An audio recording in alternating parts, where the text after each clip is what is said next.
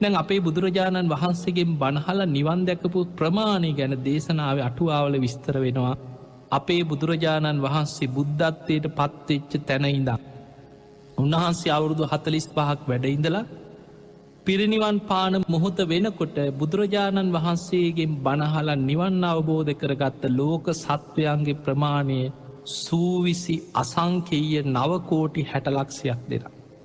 එතකොට හිතන්න සූවිසි අසංකයේ නවකෝටි 60 ලක්ෂයක් දෙනා ගෞතම බුද්ධ ශාසනය තුළ බුදුරජාණන් වහන්සේ පිරිනිවන් පාන මොහොත වෙනකොට උන්වහන්සේගෙන් බණහල නිවන් දැක්.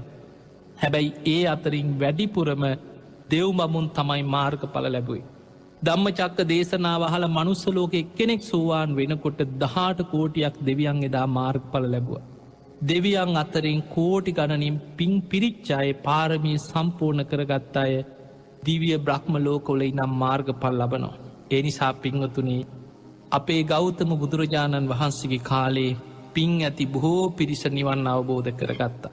හැබැයි අපි මොකක් හෝ අපේ එදා තිබ්බ දුර්වලතාවයක් අඩුපාඩුවක් පින් නැතිකම හෝ නිසා අපි තාමත් සසර ඉපදීපද යනවා. හැබැයි අපි යම්මට්ටමෙන් හරි පෙර පිනක් තියෙනවා තාම බුද්ධ ශාසනයේ තියෙනවා. ගෞතම බුදුරජාණන් වහන්සේ පිරිනිවන් පාල අවුරුදු 2559ක් වෙච්ච කාලෙක. තාමත් සර්වඥ ධාතුන් වහන්සේලා වැඩඉන්නවා බුද්ධ අධිෂ්ඨාන ලෝකෙ තියෙනවා ඒ ධර්මය පිරිසිදුව තියෙනවා.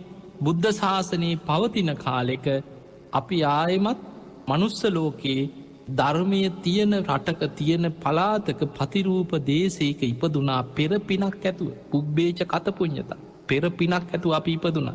ඒ නිසා අපිට බණටික අහන්න ලැබෙනවා. කල්‍යාණ මිත්‍ර ආශ්‍රය ලැබෙනවා. අප්‍රමාදී වෙන්න ඕන කියලා නිකං අහන්න හරි ලැබෙනවා. මේ ධර්මය දියුණු කරන්න පුළුවන් මේ ජීවිත යමක් කරගන්න පුළුවන් කියලා අපිට අහන්න හරි ලැබෙනවා. අපි පෙර පින් ඇති පිරිසා. හැබැයි අපි මේ ලැබිච්ච අවස්ථාව අතහැරගත්තොත්. අපිට අපායකට වැටුනොත් ආයි ගොඩ එනකොට මෛත්‍රී බුද්ධ ශාසනයත් ඉවරයි.